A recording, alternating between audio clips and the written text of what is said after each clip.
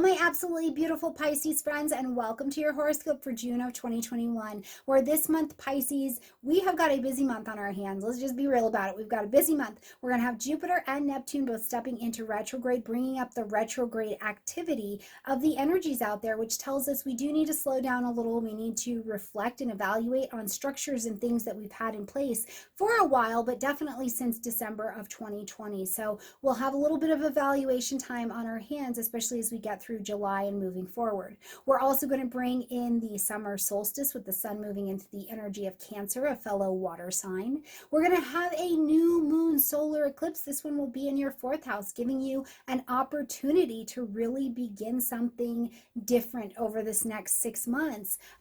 It is an informed beginning in your household space, which I think is absolutely just brilliant and lovely. Now, we're also going to see the second of 3 Saturn-Uranus squares that are happening this year. So lots going on this month. It is very busy. Mercury will come out of retrograde this month as well. We'll feel more comfortable making decisions, but it is a busy, energetic month. So I don't want to hold you. Let's get in it and talk about what's going on.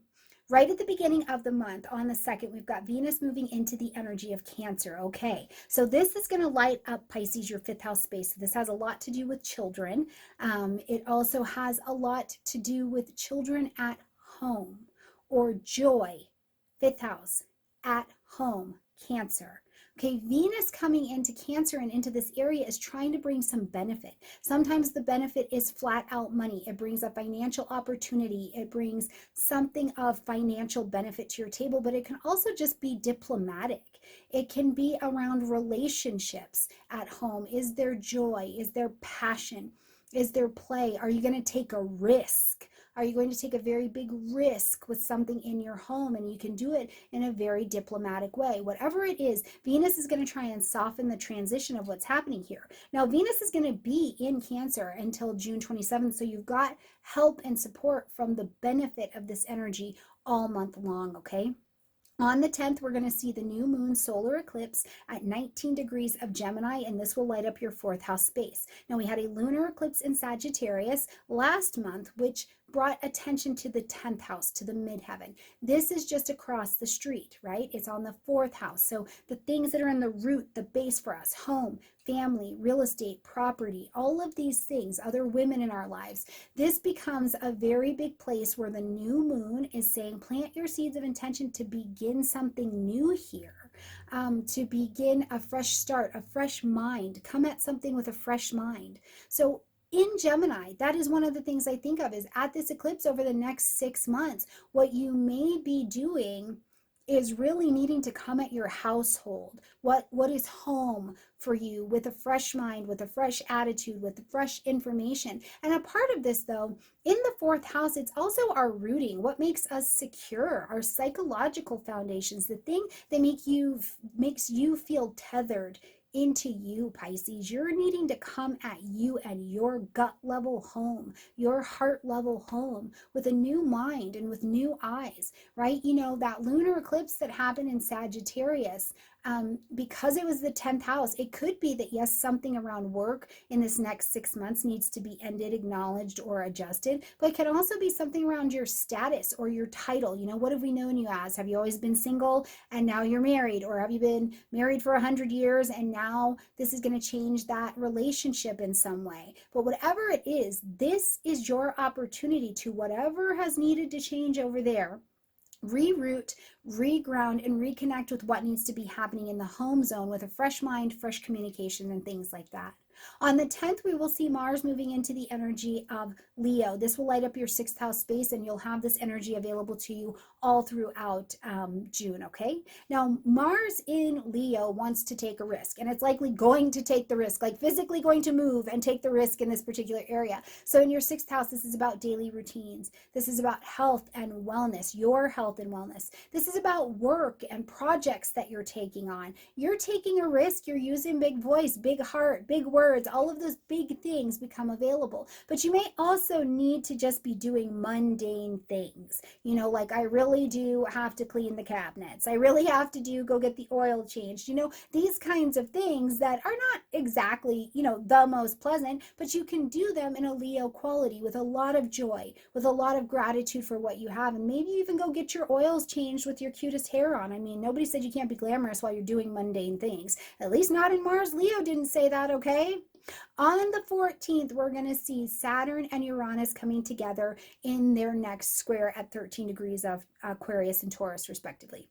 Now, we've already seen this. In February, they squared up for the first time. So what was happening for you between your 12th house and your 3rd house? What was this square about? What did you see come unrooted that was like, hey, stop playing small, Pisces? Stop playing small. You're creative. You're intuitive. You've got this gift. You are your own autonomous person. Stop playing small. And what in your head has been telling you that you need to? Where have you been like, communication constipated? Share it. Let's go. Let's let it out. What have you got that's even in your head been tethering you to spiritual ideas of the past, from the past, that you haven't been sharing? What are you afraid of in letting go, 12th house, surrendering, that is keeping you from this new mind, this new world, this new vision, these new travels, these new communications? What is the hold up? What is the hold up? What is the hold back? As these two clash together, it says these are unhealthy.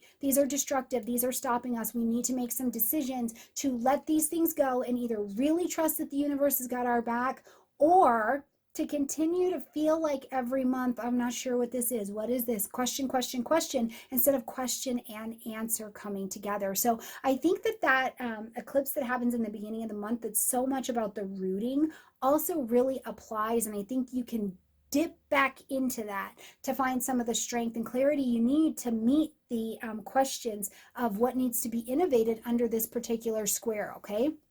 On the 20th, it's a very busy, energetic day. We've got the sun moving into the energy of Cancer, and we've also got Jupiter taking its retrograde in Pisces, your sign, of course. So, but as the day is so busy, you want to keep in mind when there's highly energetic days, you tend to be quite intuitive and quite sensitive to the motion of the planet. So if it's a day where you need to give yourself a break, like yay, enjoy it, but maybe lighten the load on the schedule, and maybe even around that new moon as well, please give yourself permission to do that. These are great energies, but still, sometimes we just need a break, right?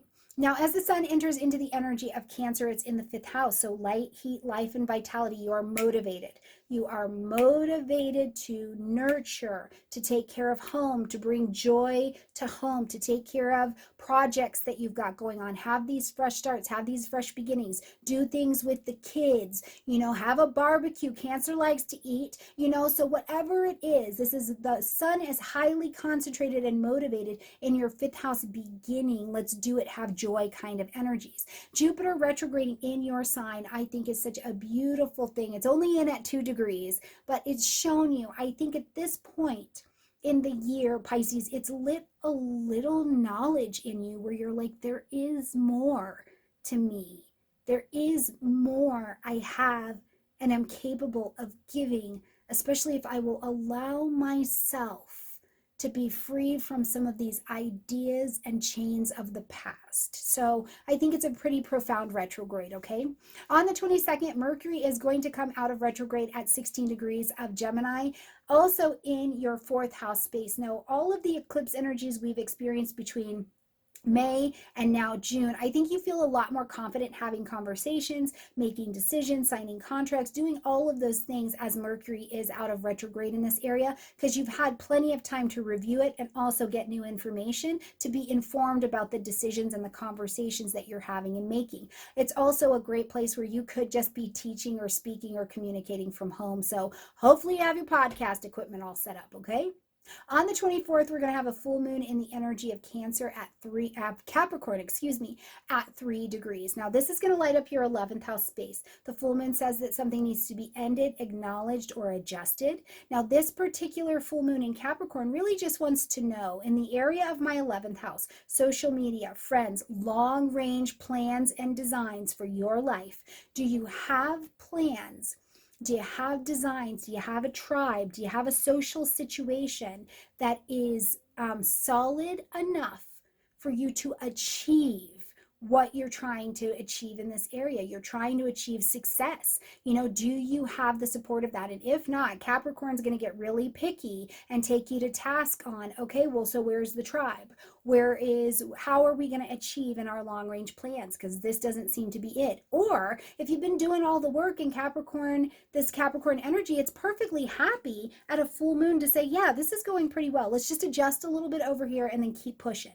Now, this particular lunar event for the month is also going to get really good energy from Jupiter, who's retrograde in your sign. So it's like there really is this question of what are you going to do next, Pisces? And do you have the structure underneath you to make that happen so that you can go expand out, be known for what you're good at, have these accolades around your name, and put you out in this next sphere? So I think we're asked that question at this particular time, okay?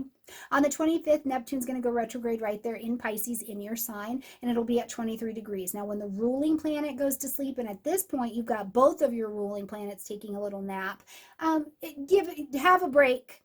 Just have a break. Okay, like have a break, Pisces. But what does happen is with both of these planets asleep, reality is very, very real. And sometimes we need that, because if it feels painful to be you, or it feels painful, Pisces, like, wait a minute, this is too heavy. I've got ideas, I've got old ideas, I've got old ideals that don't necessarily fit my current reality. They're actually keeping me too afraid to move forward. You really get to feel the influence of that during a Neptune retrograde. But what it'll also do is put you in a position to redefine your ideals. What are the principles that ground and guide your life? What's the magic you live by? And if it's the magic you were living by when you were 18, that is simply not current unless you were only 18 last year, okay? So think about these. Get current with your spiritual life and alignment and see what's really real for you now. You've got time to make the assessment, and remember that the universe is kind, okay? As we close out this month, Venus is going to move into the energy of Leo, so giving more action and insight and healing salve to this sixth house area. So, you know, maybe you need a little diplomacy in what's going on with your projects. But also, I think any projects that you put out or things you're doing with coworkers or in cooperative ways really are received very well with Venus in Leo. But it's not a small thing, right? It's not like, it's just not going to be small. It'll be something that's pretty big. Your joy is likely very apparent in it, and it will kind of call to other people. Now, I do believe so fully as well that Venus can bring romance from coworkers, or it's like you get this romantic vibe, whether or not you do anything with it. You get this romantic vibe around someone who's in your daily routine, somebody who's connected to health and wellness, or you feel like in Leo, like you're catching their fire, right? So it can be a very good energy. I look forward to seeing how that manifests for you guys. So please let me know what's coming up for you, especially as we get to the end of the month. And if you have a project at the end of the month with Venus and Leo that profits a little bit of money, yay for you, and celebrations over here, okay? All right, my beautiful friends, I love you a ton, and I look forward to seeing you in July. Bye, friends.